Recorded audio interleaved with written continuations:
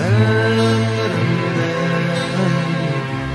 geçti diye ağlar men. Gitti aklım ormandan, şaştı diye ağlar men. Gidenle dönmez yolundan, düşmez yaman derler. Diyanet halkın elinden uçtu diye ağlar men. Geldir bizim zamanda, yaman sözdür zamanda. Zulüm işler cahanda, coştu diye ağlar.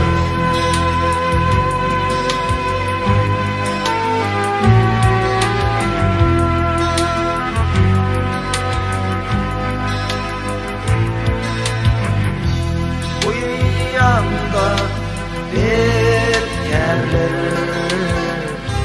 yüzü dili bilen ağlarlar.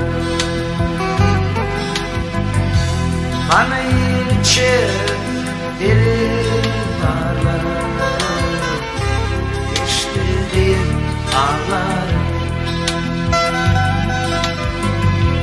Niçe fada dem tuşlar, şeytan dilim başlar. Güdümür ardaşlar, aşkı diye ağlar. Gürüm beni ve boyuna, düdür ağlamak boyuna. İçin canları yer boyuna, uçtu diye ağlar.